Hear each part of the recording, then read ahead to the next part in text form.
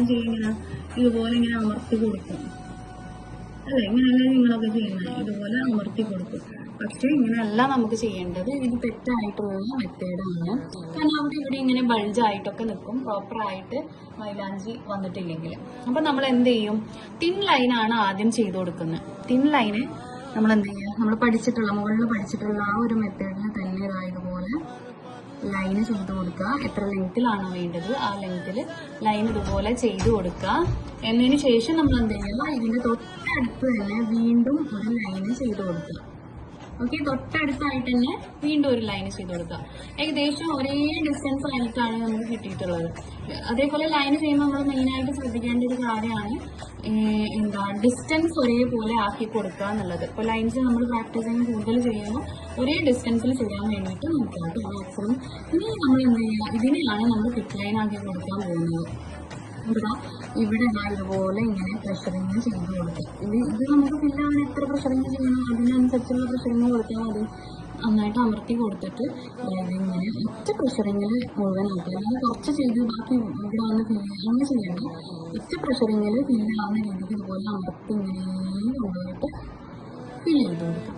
ഇതാണ് കറക്റ്റ് തിക്ക് ലൈന് ചെയ്യാനുള്ള മെത്തേഡ്. അപ്പോഴാണ് നമുക്ക് കറക്റ്റ് ഇതിങ്ങനെ മുകളിലേക്ക് ഇങ്ങനെ പൊങ്ങി നിൽക്കുള്ളൂ. അതാണ് നമുക്ക് കാണാൻ ഭംഗി ഉണ്ടാവുക. ഓക്കെ, ഇതുപോലെ 2 ലൈന് വരയ്ക്കുക. ഈ ലൈനിന്റെ ഗ്യാപ്പാണ് നമ്മൾ എന്ത് ചെയ്യുന്നത്? ഫില്ല് ചെയ്ത് കൊടുക്കുന്നത്. ഇതുപോലെ പ്രഷറിങ് കൊടുത്തിട്ട് ഇങ്ങനെ ഫില്ല് ചെയ്തെടുക്കും. ഓക്കെ, പിൻ ലൈന് ചെയ്യാം. തൊട്ടടുത്ത് വീണ്ടും ഒരു പിൻ ലൈന് ചെയ്യാം. എന്നിട്ട് ഈ ഒരു ഗ്യാപ്പ് നമ്മൾ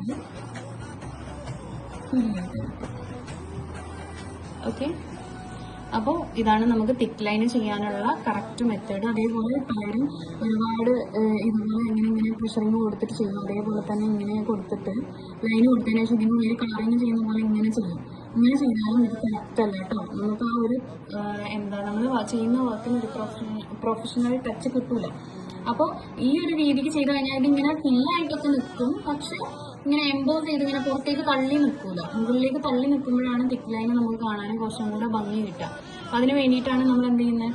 നല്ല പ്രഷറിങ് കൊടുത്തിട്ട് ഒരൊറ്റതിൽ ഫില്ല് ചെയ്ത് കൊടുക്കുന്നത്. ഓക്കെ, അപ്പോൾ നമ്മൾ തിൻ ലൈനും തിക്ക് ലൈനും പഠിച്ചു. നെക്സ്റ്റ് നമ്മൾ പഠിക്കാൻ പോകുന്നത് സ്ലാൻഡിങ് ലൈനാണ്.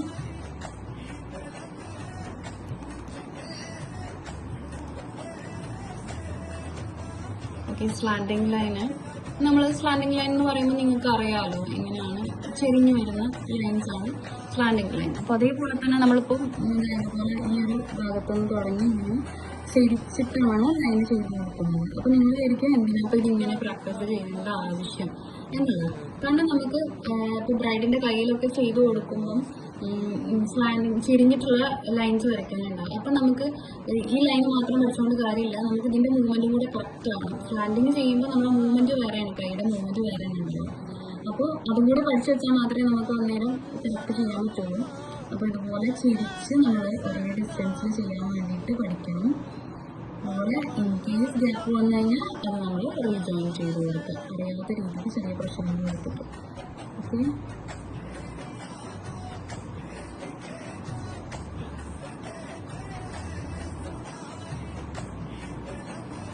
ഇങ്ങനെ സ്ലാൻഡിങ് ലൈൻസ് പ്രാക്ടീസ് ചെയ്യാം.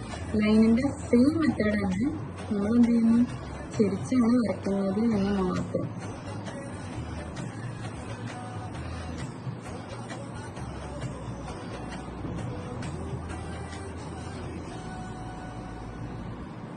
ഓക്കെ, അപ്പോൾ ഇത് ഒരു ബോക്സിന്റെ അകത്ത് ചെയ്യുകയാണെന്നുണ്ടെങ്കിൽ ഇപ്പോൾ ബോക്സ് നമുക്ക് വരച്ചു കൊടുക്കാം. നിങ്ങൾ പെൻസിൽ കൊണ്ട് വരയ്ക്കണമെങ്കിൽ വരച്ചോ. ഞാൻ ജസ്റ്റ് റഫായിട്ട് കാണിക്കാം. അതുപോലെ ബോക്സിന്റെ അകത്ത് നമ്മൾ ചെയ്യുകയാണെന്നുണ്ടെങ്കിൽ നമുക്ക് സ്ലാൻഡിങ് ലൈന് ചെയ്ത് കൊടുക്കാം. അതുപോലെ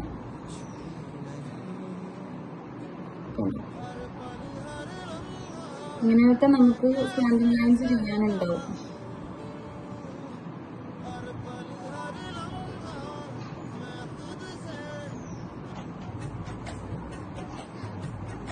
for example, standing lines ചെയ്ത് കൊടുത്തു.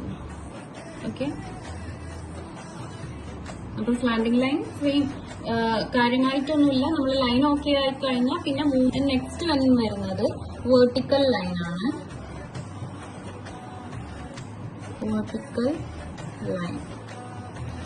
വേർട്ടിക്കൽ ലൈൻ എന്ന് പറയുമ്പോൾ നിങ്ങൾക്കറിയാലോ, ഇവിടെ നിന്ന് തുടങ്ങുന്നു, നേരെ താഴേക്ക് മൂവ്മെന്റ് കൊടുക്കുക. ഇത് മൂവ്മെന്റ് താഴേക്ക് കൊടുക്കാൻ ചിലർക്ക് ബുദ്ധിമുട്ടുണ്ടാവും. അപ്പൊ അത് പ്രാക്ടീസിങ് ആവാനും കൂടി വേണ്ടിയിട്ടാണ്. ഇവിടെ ടച്ച് ചെയ്യുന്നു, പ്രഷറിങ് കൊടുക്കുന്നു, നൂല് പോലെ വലിച്ച് നമ്മൾ താഴേക്ക് കൊണ്ടുവരുന്നു. എത്ര ലെങ്ത്തിലാണോ വേണ്ടത് അവിടെ സ്റ്റോപ്പ് ചെയ്ത് കൊടുക്കുന്നു.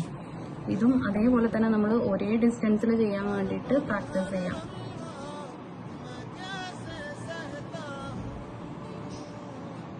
ഓക്കെ, ലൈൻ എല്ലാത്തിന്റെയും മെത്തേഡ് ഒന്ന് തന്നെയാണ്.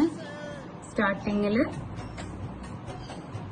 നമ്മൾ എന്ത് ചെയ്യുന്നു, ടച്ച് ചെയ്യുന്നു, പൊക്കി പിടിക്കുന്നു, മൂവ്മെന്റ് കൊടുക്കുന്നു, നൂല് പോലെ വലിച്ച് എവിടെയാണോ എൻഡ് ചെയ്യേണ്ടത് അവിടെ കൊണ്ടുപോയിട്ട് ടച്ച് ചെയ്യുന്നു. ഓക്കെ, അപ്പോൾ വേർട്ടിക്കൽ ലൈന് ഇതാണ്. വേർട്ടിക്കൽ ലൈനിൽ തന്നെ നമുക്ക് തിക്ക് ലൈൻ വേണമെങ്കിലും ചെയ്ത് കൊടുക്കാം. അതുപോലെ ലൈൻസ് ചെയ്ത് കൊടുക്കാം. ലെങ്ത് കുറച്ചിട്ടാട്ടോ ചെയ്യുന്നത്, ലെങ്ത് കൂട്ടിയിട്ടൊക്കെ നമുക്ക് ചെയ്യാം.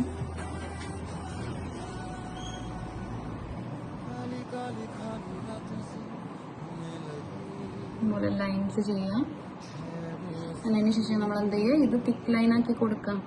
സെയിം മെത്തേഡ് തന്നെ, പ്രഷറിങ് കൊടുക്കുക. ഒറ്റ പ്രഷറിങ്ങിൽ ഫില്ലാവുന്ന രീതിക്ക് ഇങ്ങനെ കൊടുക്കുക. ഇതിപ്പോൾ ഇത് തൊട്ടടുത്തുള്ള ഫില്ല് ചെയ്യണമെന്നുണ്ടെങ്കിൽ ഫില്ല് ചെയ്താൽ മതി, അല്ലെങ്കിൽ ഒരെണ്ണം വിട്ടതിന് ശേഷം നമ്മൾ അടുത്തത് ഫില്ല് ചെയ്യണമെന്നുണ്ടെങ്കിൽ അങ്ങനെ ചെയ്ത് കൊടുക്കുക.